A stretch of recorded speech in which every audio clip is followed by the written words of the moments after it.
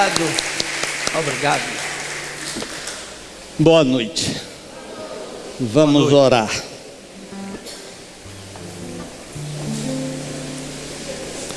Vamos elevar os nossos pensamentos ao mais alto. Buscar assim esta falange de benfeitores espirituais, índios caboclos,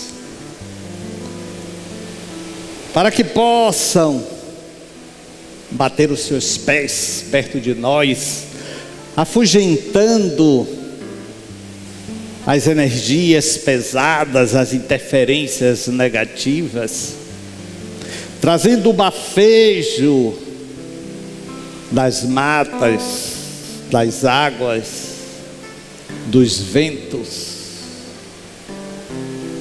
dispersando sobre nós, na força da ancestralidade deles, na marca aguerrida da proteção daquilo que eles se propõem em defender. Que possamos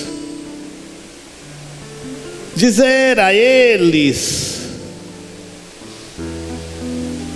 e em especial a raio de sol, muito obrigado. Mas somos pedintes constantes e precisamos de suas forças ainda. Esta força resoluta, determinada, que quebra lanças, que afasta o mal, para que esta força deite sobre nós a energia revigorada do bem, da determinação, da altivez. Senhores do bem, protejam-nos a cada um de nós, injetando em nossas almas esta força para a luta das dificuldades, na superação das barreiras e na promoção de nossa paz interior. Que assim seja. Número 15, o Wellington Pacheco. Eu. Vocês acreditam nisso? Obrigado. Eu sabia.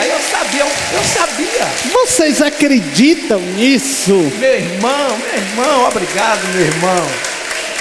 Vocês acreditam nisso? Eu estou dizendo. Dá uma risada, Renato. Vê risada. Ria. Aqui. 15. Meu número é 1415 aí. 1415. E eu soube hoje que foi quem me falou ali. Eu nem sabia meu número. Eu e Raio de Sol que sabíamos. Vocês acreditam nisso? Hoje é dia do índio. Ele tem direito. E quando você me olhou ali, eu digo, ele não brincou, porque dessa vez ele... Não, ele que me disse que queria escolher a mão. Foi. E me disse logo a direita. Rapaz. Meu relógio tá aí, pode deixar ele aí que eu vou pegar depois. Eu quero que Renato me entregue. Renato. Essa foi incrível. Não, aqui acontece. A do ano. Foi. Mas Cris está em casa vendo, acho que já desmaiou lá vendo. Mas na Cidade da Luz acontece essas coisas mesmo. Deixa eu botar aqui de volta. Rapaz. Meu Deus do céu, todo mundo ganha, só eu que não posso, meu Deus. Fale com Raio de Sol. Ó, vem um carro aí no fim do ano, hein? Mas o do dia do índio é hoje. Também tem isso. E a música que você fez, ele já agradeceu. Pronto. Muito, muito. E não precisava, ele merece. Ele merece. Me deixou parado ele hoje, viu? Não foi? Eu estou aqui no cair ainda porque eu estou vendo a cadeira ali. Rosângela sempre me fala assim, mas eles não se cansam de nos surpreender. Mas nos pequenos detalhes. Raio de Sol foi um dos primeiros espíritos que se comunicaram através de mim. Eu era bem magrinho, eu já nessa altura, e pesava 50 quilos. Pra vocês terem uma ideia, eu tenho hoje 83. E ele é uma ventania. Ele é uma ventania. Então, quando ele me tomava, naquela época, ia embora, eu era jogado assim. As pessoas ficavam até preocupadas em ficar na expectativa, porque ele rodopiava, ia embora e me jogava. Me jogava por causa da força dele, não é porque ele queria fazer nada. Aí o tempo foi passando, eu fui dizendo a ele, eu não tenho mais 18 anos. Eu não tenho mais 30 anos. Eu não tenho mais 40 anos. E assim fui. Até que numa última reunião com um colaboradores, ele se comunicou. Ele me disse que iria se comunicar. Aí eu disse, me deixe sentado. E ele se comunicou comigo sentado. E na hora que foi embora, quem me agarrou no ar foi Virgínia, que fica ali no Espaço Renoir. Da mesma forma, esses espíritos são os grandes guardiões das instituições. É uma pena, é lamentável que a grande maioria das casas espíritas guardam preconceitos contra eles. A Umbanda surgiu por conta de um preconceito aos caboclos. A Umbanda é a única religião verdadeiramente brasileira. O médium Zélio de Moraes, de Niterói, estava na União Espírita do Rio de Janeiro, quando recebeu o caboclo, que eu não lembro agora o nome dele, era sete flechas, não sei se eram 7 flechas, era 7 flechas, como viu você? 7 encruzilhadas, exatamente isso, 7 encruzilhadas, exatamente isso. E aí na hora que ele se comunicou, o dirigente da o que seria hoje federação, disse que ali não era lugar para ele, e foi extremamente preconceituoso. Cristãos, né? E aí o caboclo disse, a partir de hoje, todo mundo vai saber que tem um lugar onde nós podemos chegar e ninguém vai dizer que não. E ali foi fundada a Umbanda. Então a Umbanda nasceu de uma discriminação espírita. E não pensem vocês que essa discriminação acabou, não. Não acabou. Ainda existe, porque tem assim aquela ideia, se tem aquela ideia absurda, equivocada, que o falar emproado, com sotaque estrangeiro, é espírito superior. Eu tenho duas experiências muito curiosas em relação a essas questões. Eu estava uma vez em um centro espírita, fazendo parte da mesa onde os espíritos se comunicavam para dar passes. Eu já contei isso aqui inúmeras vezes. E tinha assim uma fila imensa, porque as pessoas não eram conduzidas. Ou melhor, as pessoas, sim, não eram conduzidas, escolhiam com quem ia tomar passe. Então tinha um espírito que tinha uma fila enorme, um médium. E me chamou a atenção a violência do espírito na hora do passe. Literalmente, o espírito puxava o cabelo, dava murro na boca do estômago, dava joelhada. E como eu estava perto, eu vi as pessoas passando por mim e dizer, mas que passe bom. Que coisa, eu estou aqui refeito. Aí eu me concentrei. Naquele médium. Me concentrei. E curiosamente o espírito não estava nem no salão. Havia uma espécie de uma corda, um cordão magnético, e o espírito estava do lado de fora. Aquele espírito era um obsessor. Por que ele estava do lado de fora? Porque os verdadeiros guardiões da casa não deixaram entrar. Mas o médium fez a sintonia com ele. Então, os protetores da casa não tinham como fazer, porque se o médium fez a sintonia. E tinha uma senhora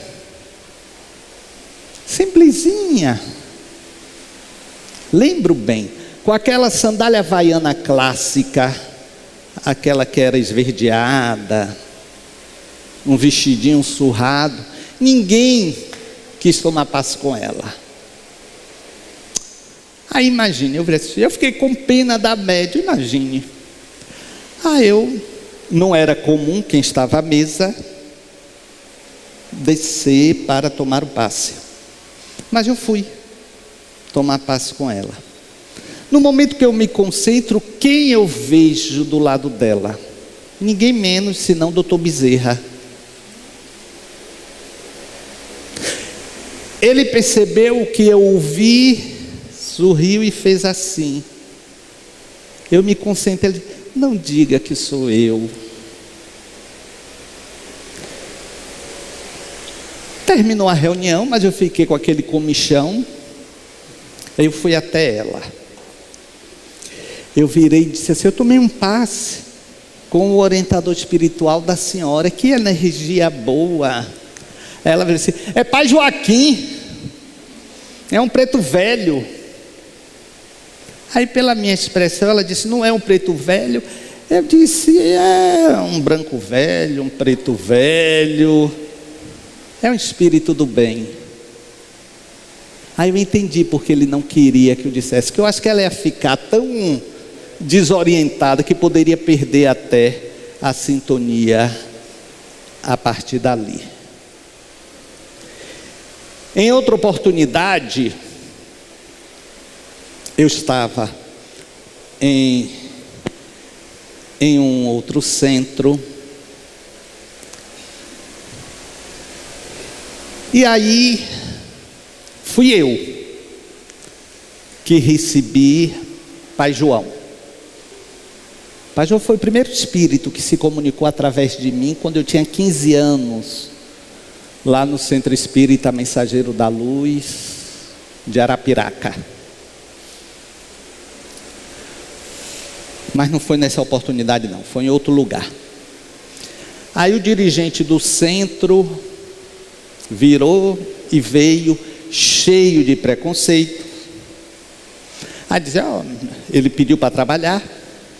Olha, você vai trabalhar, mas olha, se vem em nome da sinceridade, em nome da honestidade.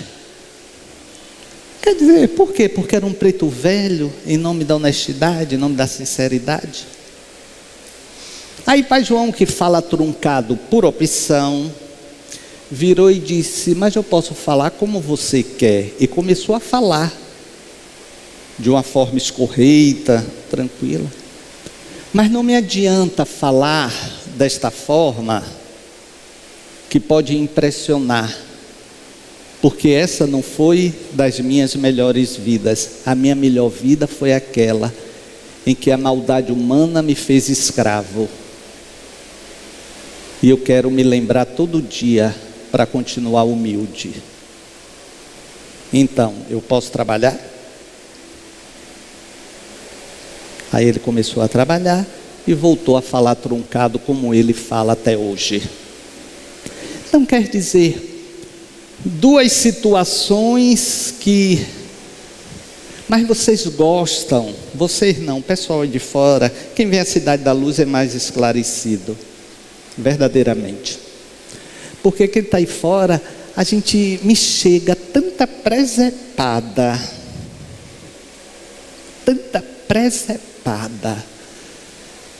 que eu fico até com vergonha. Eu digo, meu Deus, as pessoas não se dão conta, inventam nomes sofisticados. Durante a pandemia não teve uma divulgação de uma vacina espiritual. Vocês não ouviram isso não? Não receberam nada disso? Teve gente que recebeu. Se prepare que Dr. Bezerra vai dar uma vacina espiritual. Eu disse, meu Deus. Aí, quando falam comigo, aí eu digo, isso é conversa, é fake espiritual. A pessoa se aborrece porque ela quer ser enganada. Ela quer ser realmente ludibriada. Então, teve essa história e assim vai, se cria nomes sofisticados, não sei o quê, bota aí. E as pessoas vão, porque querem o menor aparente, mais curto caminho, que só reforça muitas vezes a própria dificuldade em se melhorar daquilo. Já contei a vocês também que uma vez, aí foi algo positivo, eu fui fazer palestra em um centro, cheguei muito mais cedo e fiquei no carro, mas fiquei me concentrando. E nessa minha concentração eu vi a força da instituição, uma espécie de... Não era apenas um cordão, eram faixas de vibração. E eu percebia que as pessoas entravam e esta faixa retinha quem não estava naquela frequência, espíritos que não estavam naquela frequência. E me chamou a atenção uma senhora, uma jovem senhora, uma mulher de uns 60 e poucos anos. Ela vinha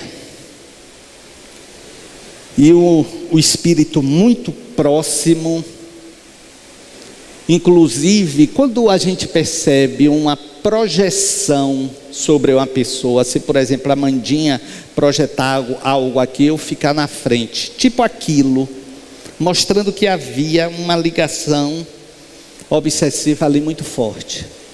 Mas quando ela entrou, ele foi literalmente rechaçado, mesmo, aquele tombo assim, ele caiu para trás. Ela entrou, aí logo na sequência eu entrei, vi onde ela estava e me apressei nos cumprimentos ali, porque eu queria ver a saída daquela senhora. Saí rápido, fui para o meu carro, tentei de novo concentrar, e eu via como aqueles espíritos estavam agoniados, querendo os seus obsidiados, como se dissesse: cadê o meu? Cadê o meu? E encontravam, e esse dessa senhora estava desorientadíssimo, porque ele não conseguia ver, porque não é a fisionomia, é padrão vibratório, é a energia. Ela saiu, passou por ele, ele não percebeu, porque ela estava em outro padrão vibratório, ela estava em outra frequência. Eu digo que é muito fácil hoje em dia vocês entenderem isso, é muito fácil. Eu digo que a tecnologia só veio para nos simbolizar o que acontece no mundo espiritual. Se vocês pegarem os seus celulares aqui, vocês vão ver diversos Wi-Fi, não é? Você desliga e você vai ver. Então, você vai ver o Wi-Fi da Cidade da Luz. Então você precisa ter a senha, e você entra e você não vai ter acesso aos outros. É exatamente isso. Qual é a senha? A senha é o pensamento modificado. Então, esses espíritos, os bons como os ruins, eles são tipo, cada um representa o Wi-Fi, que você vai gerar sintonia sabendo a senha de contato com ele, aí no caso dos bons, o bem.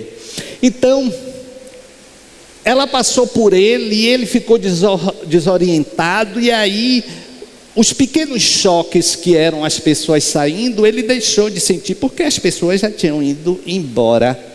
E nisso, eu não sei qual foi o espírito, eu acho que foi Frei Carlos, que me disse: ele vai para a casa dela, porque ele tem a frequência vibratória da casa, e vai fazer alguma coisa para que ela caia de vibração, para se estabelecer de novo o conúbio.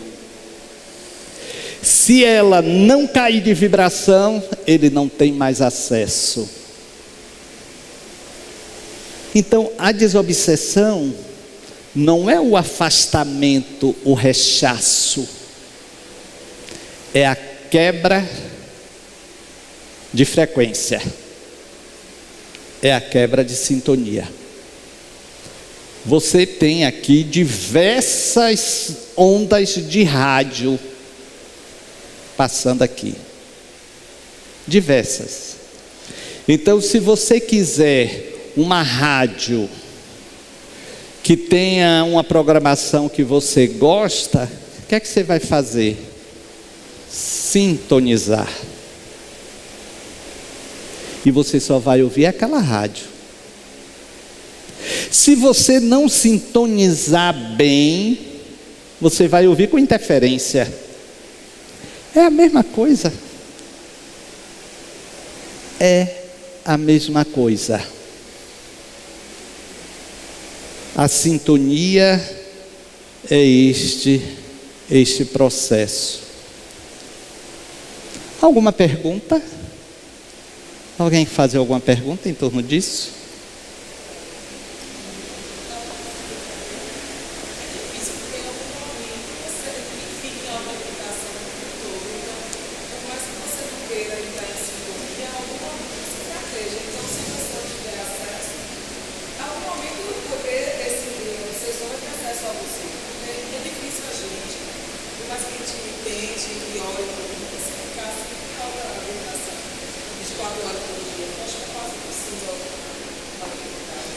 Vocês ouviram? Ela disse que é, resumidamente, quase que impossível ficar em vibração elevada 24 horas por dia. É o momento que cai e o espírito interfere. Não. Eu vou lhe dizer por quê. Vibração não é um estado de vigilância eu não posso pensar nisso, eu não posso pensar naquilo, que muitas vezes as pessoas geram força. Eu vejo muitos de vocês orando aqui, e eu vejo pelo semblante que estão fazendo força, é como se estivesse fazendo força para não perder a oração, aquela vibração. Não é isto. Vibração é através de mudança de comportamento. Então, quando você muda o seu comportamento, você muda o seu padrão, porque o seu processo vibratório é em decorrência do seu padrão de comportamento, que é espelhado pelos seus sentimentos e vontade. Por exemplo, eu sou profundamente impaciente. Vocês, profundamente impaciente no trânsito. Mas aí você se disciplina, eu não vou ser mais. E quando Jesus fala orar e vigiar, é exatamente isso. Você começa a mudar a postura. André Luiz diz em nosso lar que a disciplina antecede a espontaneidade. Então, à medida que você vai mudando, você já começa a quebrar esse padrão. É como se eles, os obsessores, se alimentassem da sua vibração de raiva, de impaciência. Então, no momento que você não fornece isso a eles, eles não vão ter do que se alimentar. Está entendendo? Então, não é santificação, é reestruturação de comportamento que vai gerar um padrão vibratório diferente. E isso, hoje em dia, existe ultrassonografias, ressonâncias magnéticas funcionais, que evidenciam exatamente isto. Você tem mudança de padrão mental diante de determinadas imagens que ressoam em você, de forma positiva ou de forma negativa. Então, essas imagens, em verdade, são as inspiradoras do seu comportamento. Então, se você começa a mudar essas imagens, esses seus comportamentos, digamos, os iguais na busca daquele padrão, não vão mais sentir semelhança em você. Entendeu? Então não é impossível. É difícil, mas olha, Santo Agostinho diz algo que eu sempre estou falando. Se você não pode com o pecado, fuja da oportunidade de encontrar com aquele pecado. Então, se eu sei que se eu pegar um engarrafamento, eu vou xingar a mãe do outro, vai ser aquela confusão, então eu não vou pegar aquele engarrafamento, eu vou fugir daquela oportunidade. Aí eu vou gerando um padrão, não é? Alguma outra pergunta?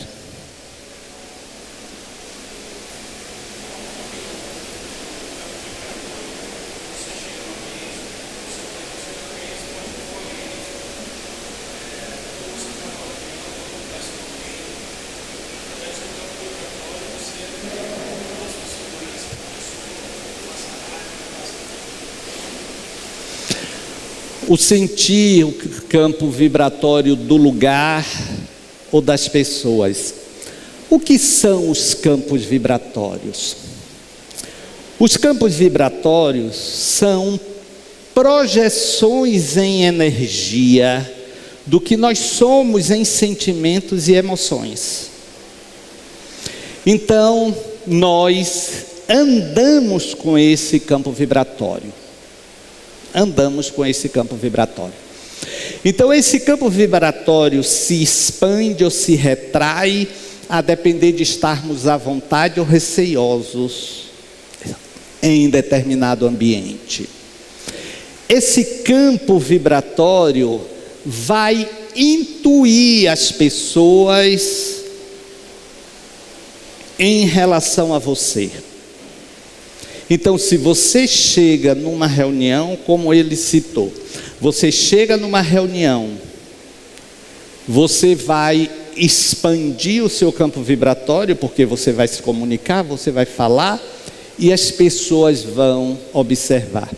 Quando vocês fazem aquele comentário, teve alguma coisa naquele cara que não me bateu bem, e você não sabe nem dizer o que é, aí você vai botar por conta de meu santo não bateu com dele, nossos santos não se cruzaram. Não, é o campo vibratório. Não quer dizer que o campo vibratório dele seja ruim, ou que o seu seja ruim, ou que eles... são frequências diferentes. Não há ponto em comum. Então, a melhor forma é você ser como você é. Não é você imprimir o que você não é. Você pode impressionar até pela sua fala, mas alguma coisa vai sair destoante. É a energia que cobre aquela fala. Então é claro, você vai numa entrevista de emprego, por exemplo. Então você vai passar segurança, mas se a sua energia estiver vibrando no receio, o entrevistador vai saber, vai sentir sem se dar conta porque está sentindo, não é? Então ele vai sair dizendo, não sei, não acho que é o melhor candidato, tem alguma coisa que não bate. Exatamente isso. Então, o que fazer numa hora dessa? Poxa, olha, esse aspecto que você falou não é totalmente do meu domínio, mas eu vou buscar dominar isto. Então você casou a sua fala com o seu padrão de vibração. Há pessoas que têm, não é, aquela vibração estável, linear. Há pessoas que são de alto e baixo. Essas pessoas de alto e baixo são pessoas que sofrem muitas interferências, geralmente negativas. Porque nesse alto e baixo nós temos mais facilidade de estarmos embaixo dos que estarmos em alto. Então o ideal é exatamente desenvolver o processo linear de comportamento. Ok? Pois não.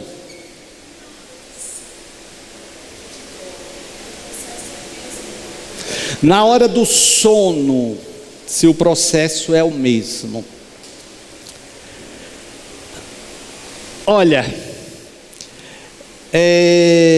Gandhi dizia que a oração é a tramela da noite e a chave do dia.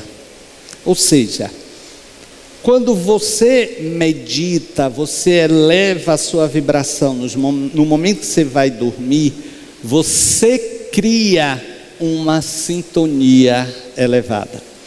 Se você vai dormir, poxa, amanhã eu vou encontrar aquela colega que me falou aquilo, ela vai ver. Aí você começa a elaborar o desaforo que você vai dizer. Você começa a elaborar a forma que você vai fazer para ela cair em contradição. Ela vai se lenhar amanhã. Você vai se desprender do seu corpo de que forma? Não é? Então você vai se desprender naquela frequência, naquela faixa. Vocês querem ver uma coisa que vocês fazem muito equivocadamente, me permitam, é o afugentar o pensamento negativo. Vocês afugentam o pensamento negativo com raiva. Não posso pensar nisso não. Miséria, sai. É a mulher do meu chefe, Ave Maria, pelo amor de Deus. Tipo isso. Ou é o marido da minha chefe, não é? O que insiste, resiste. Você está insistindo no pensamento, deixa ele vir e se dissipar. Poxa, eu tive tanta raiva de Wellington, porque o Wellington ganhou o relógio. E foi raio de sol, ficou claro isto, que deu para ele. Deixa eu ver. Porque ele achou que o Wellington merecia. Então faça o contraponto do negativo. Ai meu Deus, não posso pensar nisso não. Ai não, eu tenho que pensar em outra coisa. É igual a música Chiclete, que você ouve aquela desgraça e a desgraça fica ali ecoando na sua cabeça. E ultimamente tem tantas desgraças, com todo respeito a quem gosta de desgraça, mas fica aquilo na cabeça. É a mesma coisa. Então olha, ouça. Eu prefiro esta. E cantarolha que você prefere. Então quebra a força, deixe passar e seguir. Vocês sabem, está uma conversa boa, mas eu vou aqui pegar o meu, já pegar para pelo menos abreviar o que nós preparamos. Eu tenho um pouquinho de cada mediunidade, mas tem uma mediunidade que eu nunca consegui desenvolver, que é de desdobramento. Nunca consegui. Porque eu tive 2 experiências e desconsiderei. Uma foi muito assim inusitada. Eu sou muito calorento. Muito calorento. Há quem diga que é por conta da mediunidade de efeitos físicos, não sei, mas muito calorento. Então eu ainda morava na preguiça. E dormindo, um calor danado. Aí eu virei para virar meu travesseiro, porque já tinha suado, estava quente. Quando eu virei, eu vi que eu estava deitado. O meu tronco estava deitado. Aí eu tentei me encaixar e não conseguia. Eu vi em que posição estava e não conseguia. Aí eu me dei um susto, falei assim, que é isso? E aí quando eu olhei, já não me vi deitado, eu reencaixei. Aí eu disse, poxa, então eu tenho facilidade para desdobrar. Isso eu tinha uns 20 e poucos anos, 20 anos, porque eu saí da preguiça, eu tinha 22 anos, então eu tinha uns 20 anos. Aí um tempo depois, eu desdobrei, consciente, eu via meu corpo. Aí eu saí pelas ruas, fui para a rua Chile, e foi algo, vocês acreditem, parece algo meio esquizofrênico, mas não é não. Aí eu via um prédio, e eu fazia assim, e pulava, e conseguia pular para cima do prédio. Aí eu comecei a caminhar por aquilo, ali pela rua, pela Avenida 7, as pessoas passavam por dentro de mim. Eu vi de uma forma muito precisa engoste. Eu vi engoste. Sim, realmente assim, não é? Aí eu desci ali, lembro como se fosse hoje. Eu desci ali, o Largo 2 de Julho, onde tem aquela confluência para subir para os Aflitos. Tinha a Boate Clock, né? Então ali em verdade o seguinte, não sei se vocês estão visualizando. Você desce do Largo 2 de Julho, aqui você sobe para os Aflitos e aqui você pega Contorno, a Avenida do Contorno. Aí eu vi naquela encruzilhada uma mulher toda de branco. Aí eu disse, peraí. Aí eu fui, tentei puxar a saia dela, não conseguia, minha mão atravessava, mas eu senti que ela me percebeu. Ela fez assim um estremecimento, devia ser médium, mãe de santo, que ela estava toda de branco. Aí eu fui para o ouvido e soprei. Ela sentiu, eu acho que até hoje ela corre. Ela estava com um tamanco, ela se abaixou, pegou o tamanco e saiu. Depois disso, não consegui mais desdobrar. Eu tenho a impressão que os espíritos disseram: para brincar, não. Fechou. Olha, tem vezes que quando eu acordo, sento na cama, olho para trás, não tem nada. Eu estou em mim. Então, foram esses 2 episódios que eu acho que inibiram o processo. Ok? Alguma pergunta a mais? Hein? Esse carro aí que está atrapalhando aqui. Olha, tem um carro Honda Fit branco OKD 4129 que está atrapalhando alguma coisa aí. Honda, hein?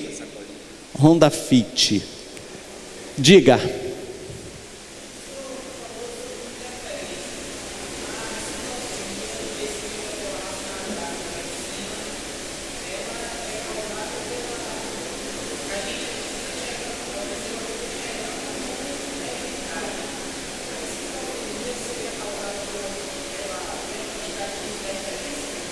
Não, é um processo genético. É um processo genético. Olha, o grande problema é quando, pela ignorância, as pessoas associam todo e qualquer distúrbio, ou de humor, ou algo mais acentuado, à mediunidade. Não. A esquizofrenia está no genoma, a possibilidade de. A pessoa pode ter o seu surto psicótico precipitado por uma interferência, potencializado por uma interferência, mas o processo está na pessoa. O grande desafio do esquizofrênico, ou de quem tem bipolaridade, ou qualquer outro distúrbio psíquico, é exatamente se adaptar ao processo, seguir as orientações médicas. Olha, aquele físico que foi prêmio, economista, né? Foi prêmio Nobel de Economia, ele era esquizofrênico, esqueci agora o nome dele. Esqueci, teve até um filme. Hein? Não. Era um que ele chegava para a pessoa e dizia assim: tem alguém ali? Aí a pessoa dizia não. Então ele sabia que estava tendo um delírio esquizofrênico. Esqueci agora o nome.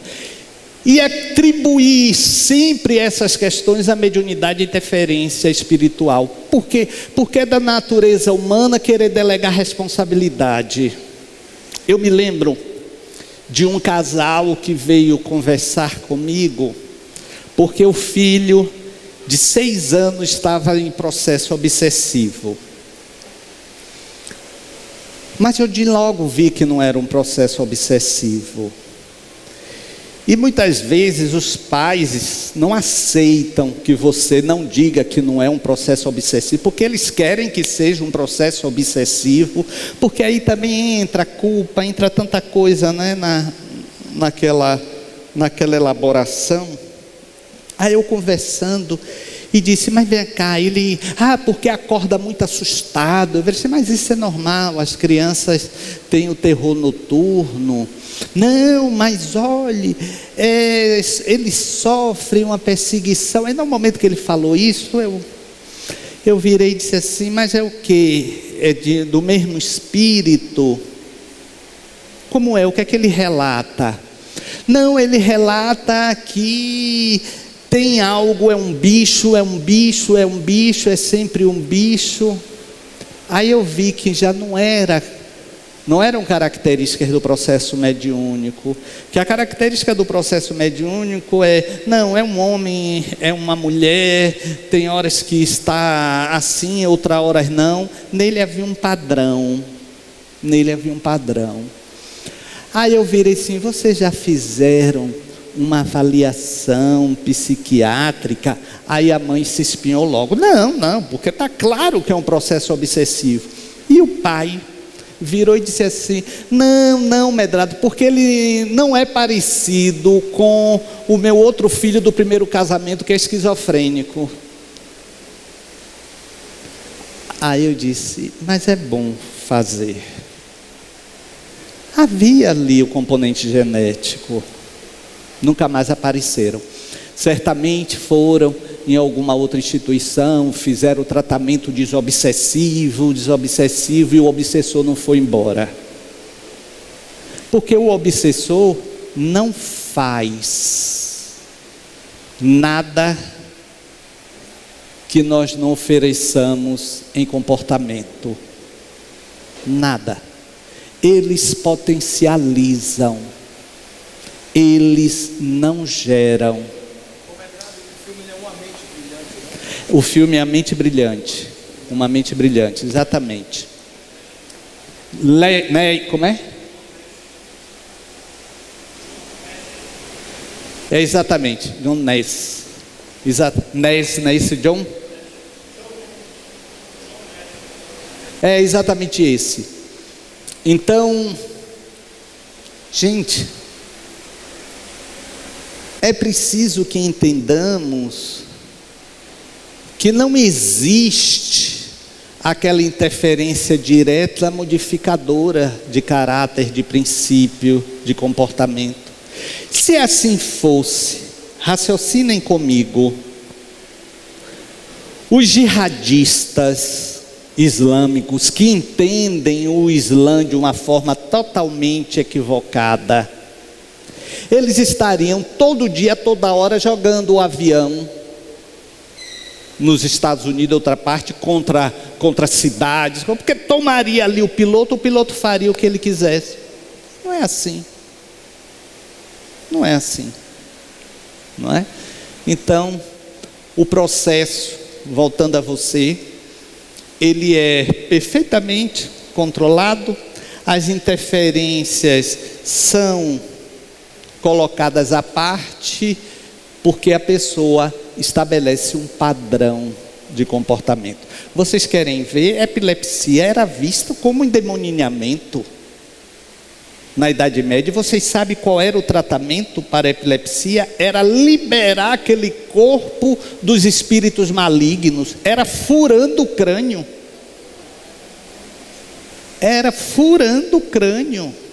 Até hoje tem gente que em determinados centros tem o diagnóstico de obsessão porque tem epilepsia. Até hoje.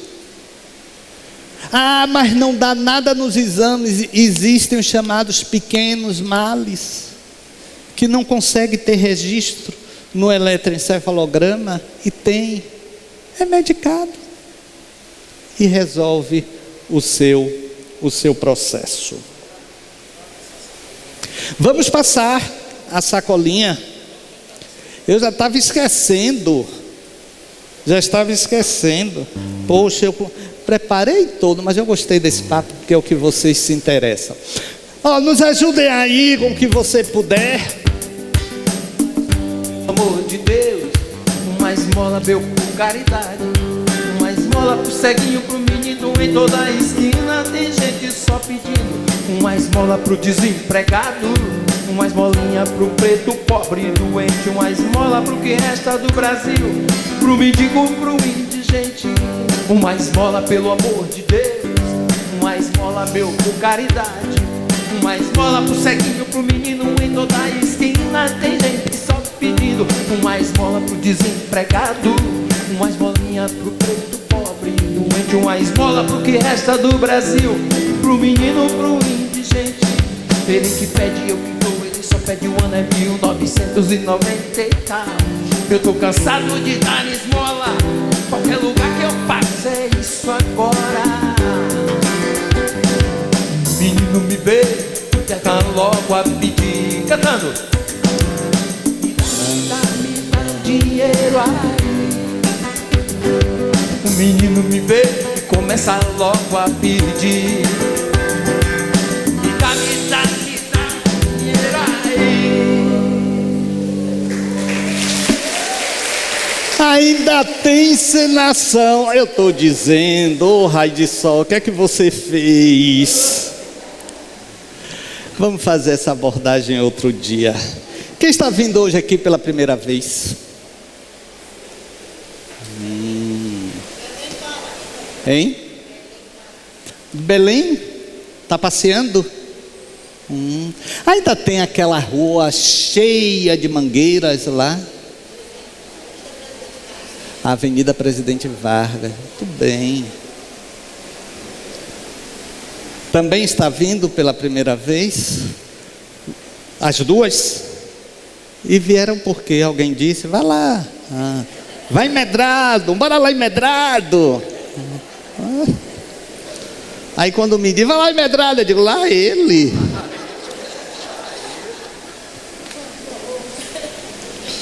Quem foi mais que eu vi aqui? Você é de Umbanda, é porque você sabia, tem simpatia? Você... sim, entendi. Você sabe, faz muitos anos. Hoje em dia eu vou assim, eu tenho um amigo que é da Umbanda, né, Pai Rafael, que vocês conhecem. Faz muitos anos isso. Eu fui em uma... Muito interessante foi essa história. Eu fui em uma tenda, porque é chamada tenda, né? Eu fui em uma tenda de Umbanda, lá no Areal de Baixo, no Largo de Julho. Eu fui com os amigos, aí cheguei, né? Ninguém sabia quem eu era, não que hoje as pessoas saibam, mas aqui e ali, dentro do ambiente religioso, alguém já identifica. Mas naquela época, o trabalho ainda não tinha sido conhecido assim. Aí eu estou. Aí o couro comendo, os caboclos descendo, aquela coisa, uma roda lá. Aí eu, no auge da minha arrogância, virei e disse assim, mas olha, que médios indisciplinados, desequilibrados. Como é que essa coisa aí vai dançar? Porque o médium pode ter o controle, né? E não percebi que a senhora, dirigente lá do terreiro, ela veio na minha direção. E quando ela chegou perto de mim, ela tocou aquele sino. Tem um nome aquilo que eu não sei. Adjar. Tocou adjar.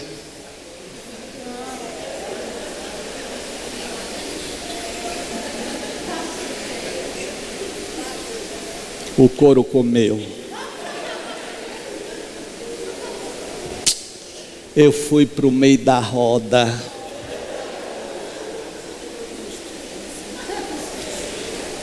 E interessante que o espírito, rochedo de mármore, nunca mais eu recebi esse espírito, mais inesquecível ele. Eu tenho uma experiência que eu vou dizer com ele, mas nunca mais. Ele falava uma língua e ela entendia e respondia. E a música lá, e ele começou a dançar. Aí tinha lá um Oxóssi que se esbarrou nele. Ele queria virar porrada. Eu que ia tomar a rebordosa. Nunca mais eu esqueci isso, vocês sabem. Aí naquela noite eu sonhei com a senhora Ela ficou encantada assim com a minha mediunidade. Aí eu sonhei ela me dando uns biscoitos. Eu acordei dizendo: lá eu não vou mais. Sei lá o que era, não é? E aí pronto, eu sempre me lembrei desse espírito, rochedo de mármore, nome forte, imponente, né? Aí eu estava fazendo uma caminhada, isso não faz muito tempo, sei lá, uns 4 anos, foi antes da pandemia. É interessante como a pandemia está funcionando como forma de você, não é? Se posicionar no tempo, antes dela, não é? Então eu sei porque foi antes da pandemia. Eu caminhando onde eu moro, e me veio a imagem dele, e bateu um vento estranho assim nas plantas, porque era um lugar que tem muita planta. Bateu assim, só num lugar. Eu tomei até um susto, pensando que pudesse ser alguém, algum animal, e me veio o nome dele. Eu disse: pô, rochedo de mármore. E aí eu fui tomado por um bafejo, uma coisa assim, que eu me arrepiei. Foi algo assim, eu falei assim: poxa, quanto tempo! E eu fui tomado por uma emoção, mas também nunca mais. Não apareceu, mas teve isso. Eu estava com um amigo que ele entendia de candomblé, de umbanda, colega lá do CPM. Aí ele disse que falou, ele depois me contou que falou com os amigos assim: se medrado bolar é quando, né, o espírito quer pegar, ele joga. Se medrado bolar, a gente pega ele e sai correndo daqui. Mas não bolei não, mas foi uma boa experiência. Eu estava uma vez, a propósito de bolar, no Pilão de Prata, o babalorixá de lá e meu amigo Air José. Aí ele me convidou para uma festa, um terreiro de candomblé. Aí, poxa, fui eu, Renato, mais umas 2 amigas, e ele me colocou assim no lugar de destaque. E as festas no candomblé são demoradas, né? São demoradas, porque os atabaques tocam a música de cada orixá. Aí no momento que o orixá vira, aquele médio é levado para a camarinha para se caracterizar, voltar, é algo bem demorado. Aí lá pelas tantas, Renato vira e diz assim: eu estou morrendo de sono, eu vou lá para o carro dormir. Eu disse: vai não, porque se você sair aqui vai ser um desrespeito, vai ser uma forma de dizer que você não está concordando alguma coisa, você fique aí. E ele tem um sono doentio. Aí ele disse: eu vou fazer o quê? Eu falei assim: olha, e tem outra coisa, se você cair aqui e dormir, vão pensar que você bolou e vão fazer seu santo. O pobre se mordeu todo, saiu sangrando a boca, a língua, para poder não dormir, não é? Gostei de conversarmos. O centro está assim, mais vazio hoje, hein? Pois é. Mas aí, próxima semana eu falo sobre a necessidade de dizermos não. Ia ser hoje. Mas eu acho que, né, eu gosto de contar essas experiências. São tantas, são 44 anos, não é? À frente aqui do centro, mas de trabalho mediúnico já são 46 anos, porque eu comecei com 15 anos. Comecei com 15 anos, isso tem o quê? 25 anos que eu comecei, outro dia. E vocês sabem, o primeiro centro que eu fui foi esse de Arapiraca. Arapiraca na época era muito conhecido, não sei se os mais velhos aqui lembram dele, José Arapiraca. Ele tinha uma academia de ginástica na Praça da Sé, ele era assim conhecido como sendo muito hábil em coluna, consertar coluna, essas coisas assim. Aí eu fui lá no centro, levado pelo professor. Na hora que eu fui tomar passe, foi Pai João. Pai João me tomou, mas como estava assim ainda todo, como eles chamam, né? O aparelho desorganizado, aí eu me bati. Aí Arapiraca era fortão, grande assim, fortão. Ele me pegou pelos braços, me bateu assim contra a parede, e eu me batendo todo, e não consegui a incorporação. Aí nessa noite eu sonhei que Pai João sentado numa espécie de um terreiro terra batida, e em torno dele um semicírculo de baiana, umas 30 baianas. Aí ele me deu algo assim, parecia casca de coco. Ele virou assim: você precisa tomar isto para eu chegar. Aí eu disse: mas o que é isso? Tome. Até hoje eu não sei o que foi, mas no sonho eu tomei e era algo tão amargo, que eu acordei sentindo o amargor na boca. Aí a partir daí começamos o nosso trabalho. É uma vida cheia de lembranças disto. Já fui tido como maluco. Não que eu seja de todo normal, não é isto, não é? Então aí na minha adolescência eu ficava calado, não dizia o que estava vendo, porque tinha medo de ser internado, porque eu ouvi a irmã de meu pai, que é enfermeira, dizendo: olha, tem que ver, pode ser algum problema psiquiátrico. Aí eu calei, porque naquela época eu comecei a perceber minha avó, eu tinha 7 anos, eu achava que era natural. Eu estou falando de algo há mais de 50 anos, não é? Então eu achava que era natural. Aquele filme, eu me identifiquei tanto com O Sexto Sentido. Tem uma cena que parece que foi inspirada em mim, aquela cena, porque eu tinha mania de me cobrir todo quando eu estava com medo do que eu estava vendo. E teve uma vez que eu falei para uma senhora que morava embaixo, Dona Luísa, eu com medo assim, eu disse a fala daquele menino. Não tem um momento que ele fala assim: eu vejo gente morta. Então eu virei para ela e disse: eu vejo quem já morreu. Eu me identifiquei muito com aquilo, me identifiquei, muito verdadeiro aquele filme. O que não é verdade é médio confundir desencarnado com encarnado. Isso não existe, não.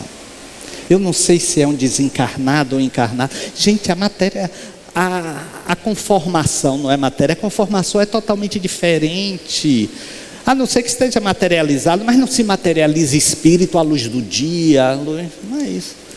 Mas essa é uma outra história para eu contar, das minhas experiências de materialização, que estão contadas aí em um livro. Também foi muito rica essa experiência, até o dia que meu apartamento pegou fogo.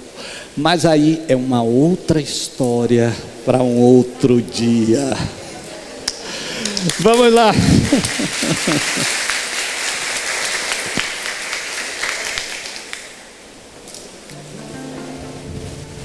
Os passistas podem vir.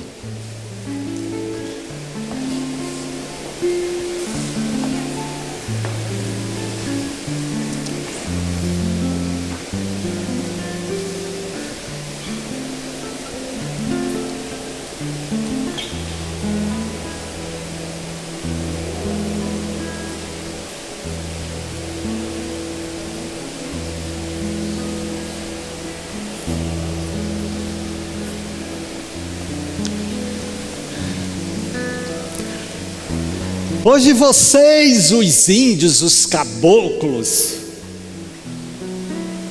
são os grandes homenageados.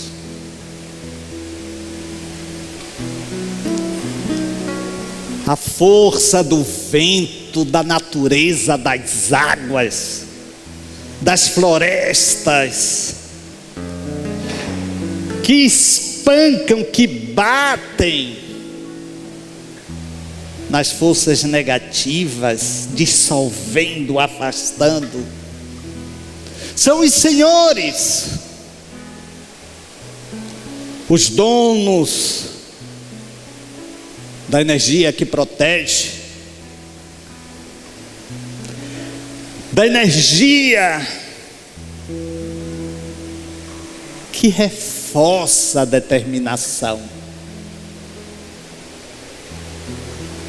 São os senhores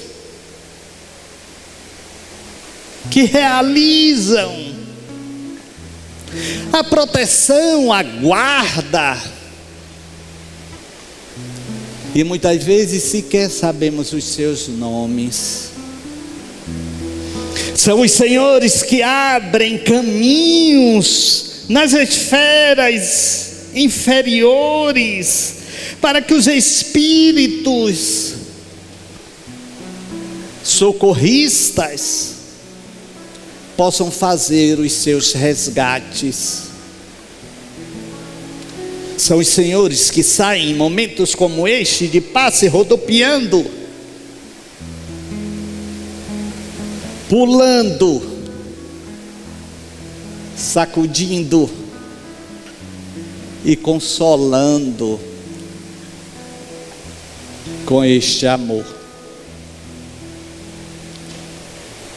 E é essa energia que nós pedimos que caia sobre nós. A energia da força, da coragem, do destemor, para não ficarmos sentados, lamentando, lastimando, choramingando. A energia que bate o pé firme no chão, é esta que queremos, para dizer: vou seguir, vou adiante. É esta energia. Energia que não se contém,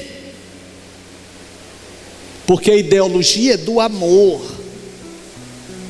é do abraçar na fraternidade.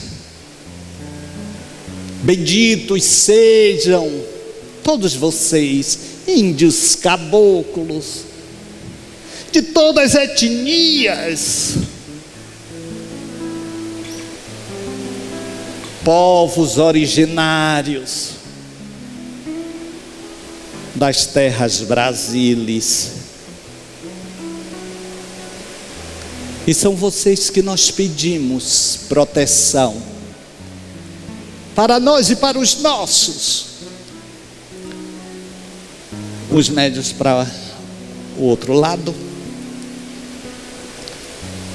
Pedimos as energias curativas das matas,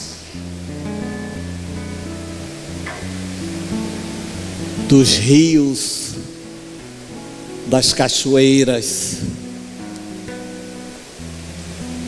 Levem-nos até lá, agora em nossas mentes, e que possamos imaginar uma cachoeira caindo sobre nós, e gritos de proclamação de força ecoando em nossas almas, fazendo estremecer as forças malignas, negativas, que querem se assenhorear da nossa vida, da nossa caminhada. Cantamos: trabalha, caboclo, para Deus te ajudar.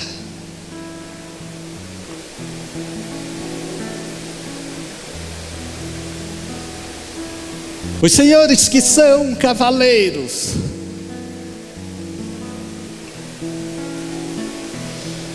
que vem de Aruanda, que vem de qualquer parte,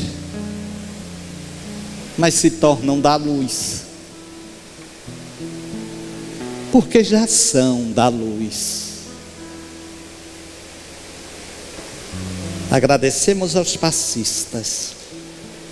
Pedimos também nesse momento pelas pessoas cujos nomes colocamos para oração, encarnadas e desencarnadas.